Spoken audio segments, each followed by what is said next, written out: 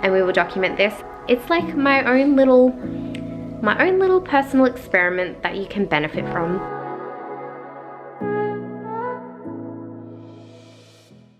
Alright, it is officially 1 hour away and I'm getting my AstraZeneca vaccine. Let me tell you, I am incredibly nervous about it, and I'm sure a lot of autoimmune people are incredibly nervous about it as well. But hopefully I'm not making decisions, well, I'm trying not to make decisions based on fear. I'm trying to be logical, and I'm trying to protect myself and my family. So this is not an anti-vaxxers place. Like, I'm gonna get vaccinated no matter what, and by the time you watch this, I would have gotten my first dose anyway. I am nervous because of, you know, they always recommend Pfizer for autoimmune people. They recommend Pfizer, blah, blah, blah, since the beginning. I don't know why AstraZeneca has gotten, well, I do know why. But it's a very small chance that I will die from the blood clot. The threat is a lot more now with the Delta variant, and it's just too great a risk. I know that I will, if I got COVID, I know that I would die from it, just from my experience from getting the flu. My other options are isolate and not go anywhere for the next couple of years, maybe the rest of my life, because it's going to be around for decades, or I can get vaccinated. Now, people are going to say, why aren't you getting the Pfizer vaccine? Why? Yes, I really wish I could get the Pfizer vaccine. We've called so many places and they wouldn't even take my name down. They wouldn't even put me on a waiting list for Pfizer. So I'm just, they said call back in another 4 weeks. And by then I could have almost been ready to have my second shot. So I just need to make the smart decision. I need to decide to protect myself, to protect my family. And I need to make this decision very, very quickly, because it's kind of getting out of hand, and I'm still working in the community. I'm still teaching at school. So I'm still coming in contact with lots of different people. My husband's still working in school as well. So he's coming in contact with people as well, and it's just too big a risk for myself and my family. My thinking is that if I get COVID, I will die from it. If I get the vaccine, I might die from it. I just want to be smart about it, and I want to get ahead of it. I don't want to regret not getting the vaccine, like I've seen so many people say that they regret not getting it and how sick they got, and the permanent repercussions from that as well. I am already immune compromised. I'm going to get the AstraZeneca, and I feel like I should document it, because I know that there's going to be a lot of nervous people out there like me, a lot of immunocompromised people who just can't get their names on the Pfizer list and cannot get access to Pfizer. And even if you do get the first dose of Pfizer, there's been so many stories of people not being able to get their second dose, whereas there is plenty of AstraZeneca. It's flowing freely. We got our name down in like 2 days to get the AstraZeneca. So it's a very good option. So I felt like I should document it to maybe put some people's minds at ease. If you're thinking you need to get vaccinated and you're starting to get a little bit desperate and you're starting to freak out a little bit, AstraZeneca is a very good option. This is not a place for this discussion whether we should or should not get vaccinated. This is just my pure documentation of how I go as an immunocompromised person, as someone who has lots of health risks, who has lots of autoimmune diseases. I'm just documenting how I go. That's why we're getting the AstraZeneca today, because I know that I will be able to get my second dose with ease. I know that there is plenty of it. It's just sitting there waiting to go into people's arms. It's frustrating that the government hasn't presented it very well. There is a lot of fear around getting the AstraZeneca. So I'm going to take you along. I'm going to document this. I'm going to see how I go, say how I feel, maybe in a few days time as well, what symptoms I got from it, what I did to recover, because I know it's gonna hit me. I know it's gonna hit me hard. If you are worried about catching COVID, go and get vaccinated. Don't add stress by worrying about the AstraZeneca or the Pfizer. Just get vaccinated, okay? Because the alternative is just too great. Like, it's just it's too much of a risk. So, we'll see how we go, and I will take you along with me. Yes? No. Why not? It's just a jab. It's just a jab. You're not worried about clotting?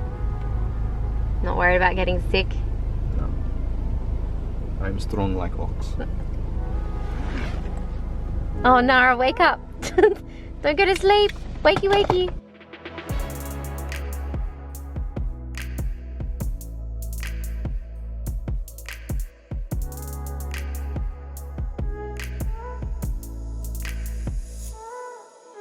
Just excited. Are you gonna ask me if I'm nervous? Are you? Yes. Extremely. We just need to make sure that we're watching for signs. Watching for signs. And the doctor said for 30 days, watch for symptoms that occur. What are the that symptoms? are untoward. What are the symptoms? Continuous headaches. I have that already.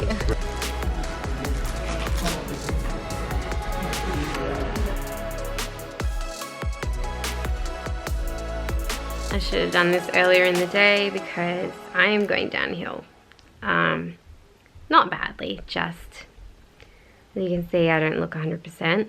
This morning I felt okay, and we had our needles at night time. So we took all the kids, my husband and I got the needles. Something really weird, a symptom that both my husband and I are getting is that words just don't work. I don't know if that's a vaccine thing or just we're extremely tired. The lethargy is no joke. It's I mean, I'm pretty used to being tired most of the time, but this is like next level tired. My body's just dragging. So I haven't had any severe symptoms. I haven't had any I haven't had to take any extra medication or anything. I'm just trying to treat today as a sick day. I can't tell if I'm tired because of the vaccine or because of adrenal insufficiency or because of Hashimotos or because I'm just tired. Anyway, it's the afternoon, so it's several hours. When did I get it? Last night we got it we left there, got there at 4:30. We ended up going in at like 6:30, so we waited a long time to get the vaccine. And we have 3 kids, trying to tell them not to touch anything in the living room, in the doctor's office. Trying to tell them not to touch things, and I've got my toddler licking the back of chairs. So that was fun. What else can I tell you? Yes, okay, when I was on the way home, I did get shaky, but I think that is because of blood sugar, because I didn't eat since lunch and I didn't know that we were going to be there that long. I didn't have any water either, so that's not great. Probably why I'm a little bit dehydrated today. But yeah, I've just been trying to drink lots of fluids. Been trying to rest when I can. I do have a sore arm, so please excuse the hair, but I don't really care. Yeah, this morning my husband was worse than me, and I was like, oh, this is the worst I'm gonna get. This is great. I'm the one that's meant to react badly to everything, but I'm feeling a little bit now. But yeah, this morning my husband had a little bit of the man flu. My brain does not work. And everything is so much harder to do. So if you're going to get this vaccine, just expect to have kind of a sick day. And my husband, he doesn't have any health conditions except asthma. And it's hit him not too bad. Like, we're both doing pretty well. Like, we're doing a lot better than I thought I would do. He's doing about the same as I thought he would do. And he said, like, he keeps saying, if this is the worst, then whatever.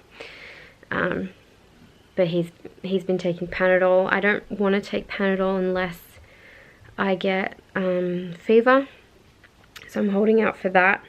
Oh yeah, I did get headaches all this morning, lots of headaches. It's gone now. I just have, I wouldn't even say muscle aches, I would say muscle tension. My glands last night as I was driving home kind of swelled up a little bit, but that did not last very long at all. Doing pretty well, better than I expected I would be doing. I fully expected to have to medicate more. I've been on the same medication. I haven't even taken a sick dose, so pretty good. Pretty good. Just so tired. Like I feel like my body is just taxed to the limit.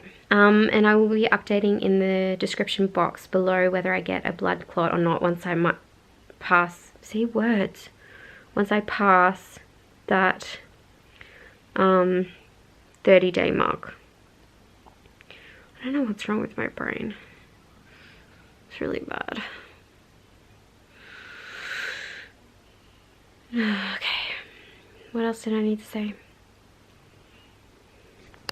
There were 27,470, I think the number was, vaccines yesterday, so we're one of those statistics. Because we got the needles late at night, or like 7 o'clock or whatever, 6:30, we were able to come home, have dinner, and then I think we slept through the first amount of symptoms. So maybe we didn't recognize that we had like the shakes or anything like that because we slept through it. I don't know, but I don't remember waking up with anything. Had a pretty good sleep, so yeah, that wasn't an issue. So maybe if you're looking to get this vaccine, maybe try and get it later on in the day so that you can sleep off the first, because I heard the first 12 hours is the worst. Well, that's what I've heard from family members anyway. So far so good. Like if this is the worst, honestly, I've got a little bit of a headache. I just feel really, really tired. If this is the worst compared to getting COVID, the Delta strain, then I can take this. This is nothing. Yep, that's day 2 update. I'll update you again tomorrow to see how I'm going, to see how the night went, anything. I'll see if my husband wants to give an update too, just for other people. To freeze, it's videoing. So how are you feeling? At the moment I'm feeling pretty good. Earlier I had a bit of neck pain, headache, bit of nausea, but threw some Panadol down and feeling pretty good now. Just tired, just from the day, not necessarily the vaccine. Hello, it is day 4 after we got the vaccinations, and I wanted to update you just how we're going. So I didn't update you yesterday because yesterday was a bit of a rough day. I had to take extra cortisol at lunchtime.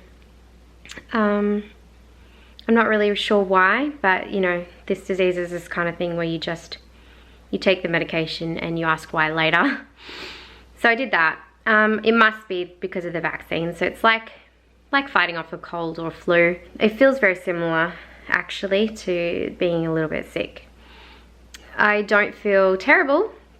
As you can see, I'm a little bit dehydrated. I've been drinking plenty of water, so that might be a side effect, I'm not sure. I also yesterday got really ridiculously itchy eyes. Don't know if that's related either. But anyway, I'm just documenting everything just in case. So, yeah, yesterday was a bit of a rough day. I had to rest a lot more. I became a little bit jaundiced, which I expected because that's usually how I respond to vaccines.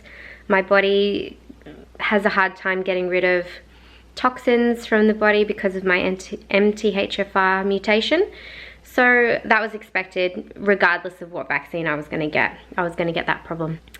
Pretty good so far. Pretty unexpected. Like I was saying to my dad, it's a little bit disappointing because I was all ready for all these side effects and I really haven't had too many issues, and it's really surprising because I really thought that with all my problems that this would be another big problem, but it's not so far.